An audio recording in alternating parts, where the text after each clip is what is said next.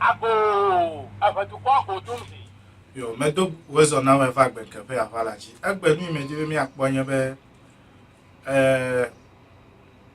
Bibla we quotation de. Yi mi no zaza.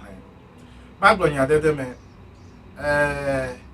Christo towere me de me va mo ji be ma va gble odomo. Ala be nyen to Christo to menye. Aha, Christo to de ya menye.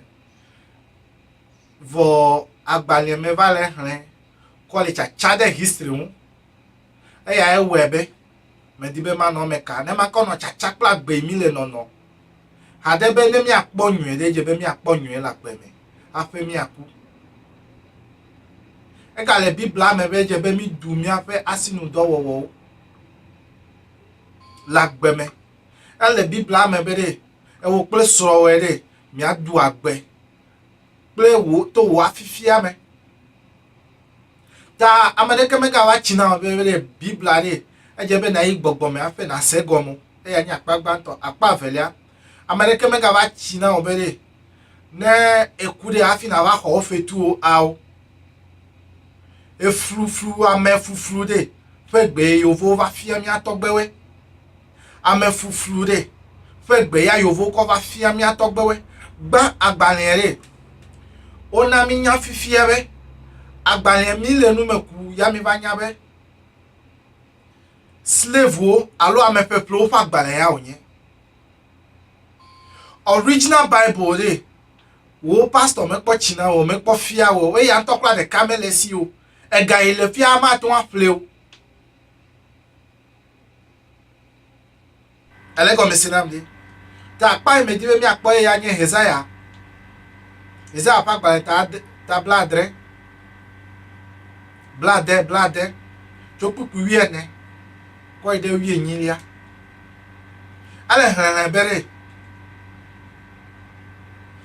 amesi o se unta le won la pe vi ado dogwe afa gbo amesi o kata de alo mele won la de ta gudu yo afo no aha yo be hu apedu Israel pe kokko pe Zion esi o gble odi o pe onya ami ade kemetu mu yo tala ma cho awa cho te be pe jijo na ko yakata ano du ko fe no chi ano fia pe no ne na jesi be nyi ho anyi ho na meto Jacob on se to nyi ho de la ma hesika ve da ko te pe kle close alo de ga po te pe akobli de ati te pe ga po de pe o te pe ma cho ti fafa do ta to na o pe jojo nyi ado wo do nu no lai wo ma se unta se nko le wo ani gbaji azo pe ko chiro pa pe gbegbe nko le wo ni po oji o ayo globi ho na me klo agbo be kafukafu amen nenye me hran nyu de o che wa pele moji aha because ni me le hran agbara me o de ku me le de tawe ya me le hran la we me no hran vai vote pe me ti be ma le suo ne ma glo pe nyare ya nye be de gai bo pele pewe pele nu yo le mi asi yo nye mi abo sikawe ele go me sinam de mi apo sikawe mi apo diamond we mi abo timber we mi abo bauxite we yo le kokocho duo mele jojo imele takpona mi adokyo ma gble sue ma de history me vie be hey you over slave trade for it ya over colonial system over colonial over dunia ji for it hole jojo de ame yo ko zipi yo ko na that political arena de wa won to egale manipulate wa won to tia pa mo ko direct fe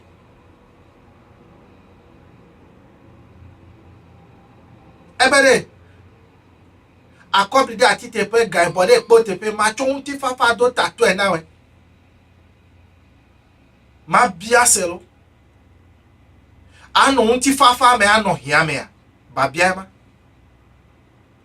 ga bode pe te fere ga boy mi le popo le mi le takpo na mi adokua ba bia ma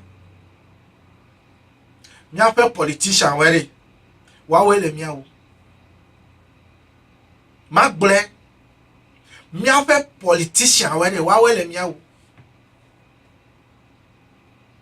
ebe amesi o se unta le un la pe vi wa do dogwe ava gbo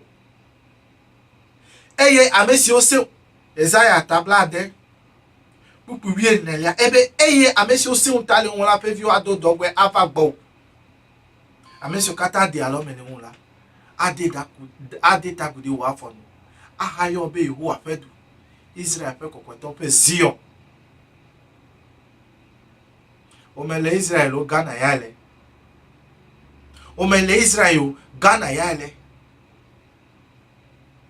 voga e bo pe we fi no le yi chogbe degbe ke yovo va fimi va se degbe o le jojo de ya ko political arena ko dare ya political arena were no enyan yo no wa machina wegbe ne edo campaign jire why de yovo bo mi doga na mi wa vai doga akova o campaign eke ma wa jira mi apo sikawe place bobo na yovo we ya ta mele ta pona mi apo sikawo tonye we ifo nesi pe nya yo glore e ya me dibe maka zi aside jibede mi boycott election mi ma vote na America o ne mi pone yo vote adonu e me da me to we eye amesi o se untale yo vo we se untale mi awun o pe fi ado dogwe ava gbo we wa me ne to dogwe va mi agbo. We are chasing the paper, the dollar paper, in equivalent of what? Our gold. Does it worth it? Nyabiase. Does it worth it? Miatowe. Miabo dufia de were. O tade politician we un hade o plepu de kana weta. O to palace na weta. Ajebe micho. Mega ngobo. Be o gbebe yo ma swear, o gbebe yo ma dasi.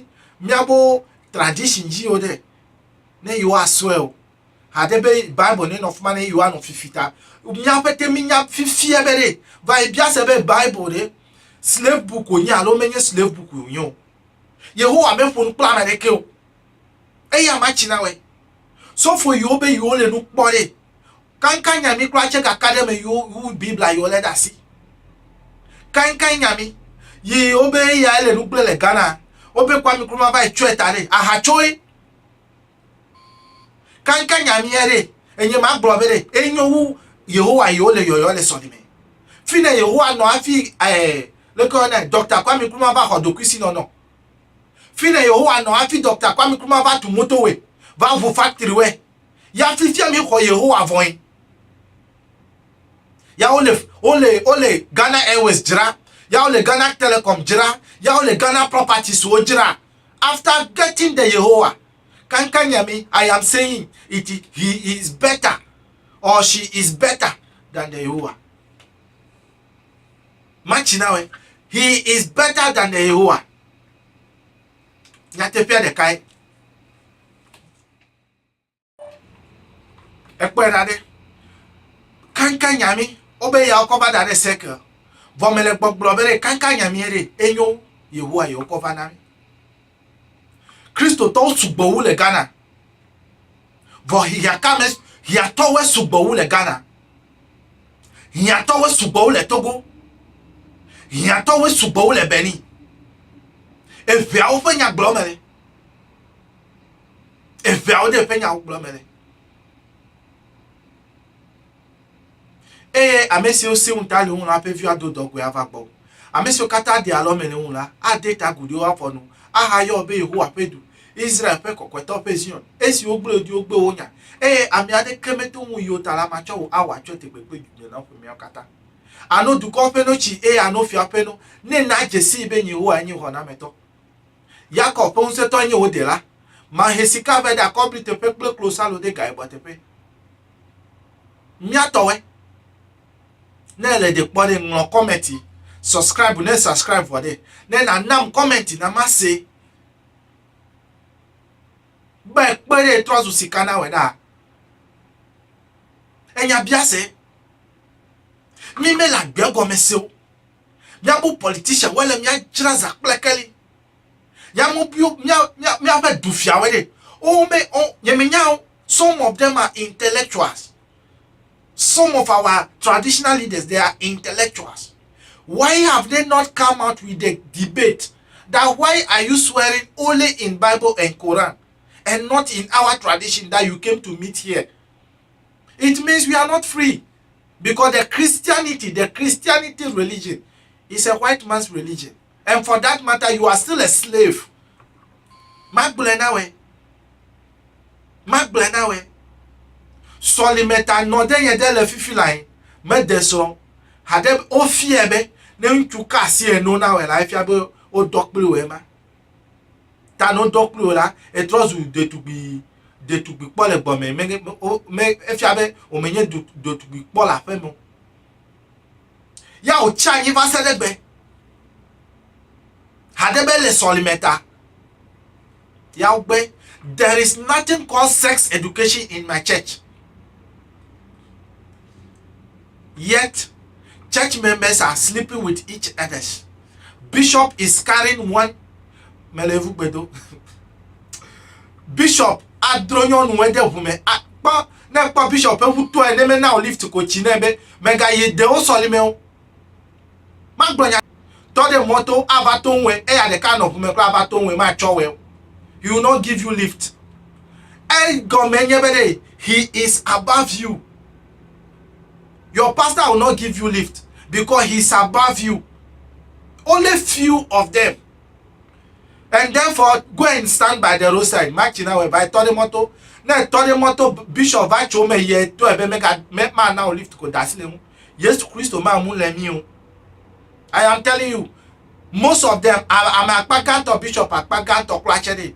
Chewao nyonu ele fumena wo medibe na nya o yata ole nyonu ogla yata o man na o live to menye tagbo sese le osi oro awo nyonu ele fumena wa wa pa be dro nyonu le fumeta me na description never yi be bishop play pastor yi ya nto le do kwiku ko na nya bere nyonu no do dro yata medibe driver ne no si o, or better still he's poor. Let me put it, but those that you know that they are rich. Bon, Mark Blenawe. Nyatefe agbenkefe abalaji nye Mark Blenawe. Sika akombli wa wode fi no to. Ati de pe to pe nuka pe sika de pe te de fika sika oto. Eya bia mere. Nena de gome na me fonyi. Nena kpobere edela wa gbemia. Ya ire yi wo abe ile nya na de fi no le toto. Ame yo se untale on la pe view to dogwe ava gbowe. Yo fo pe view ne never dogwe ava me agbo. Wu mi ame ibo yo le Mediterranean sito, be mi ina de Italy, be mi ina de Europe. They have made the country too much hard. Ya te pia Mark Blenawe. Ni me di be na sole nya ipete video yi wo mele nye be de. Politician when they wa we le mi awu. Tami ma ga vote na we will not vote for them. Yata mechina Avram bere. Many party me a change we don't need new party. What we need is nyanyai me a talk be Kofi check glory. Hear me? So that our tradition will kill the corrupt leaders. Like the export and import boss also they call her. Fiamewe. All of them are all cartels, or cartels I should call them. Opeta joblasonyo, import boss miri nyonu mare. Eya glomere. Opeta joblasonyo. Ole mi ashi zakplekeli.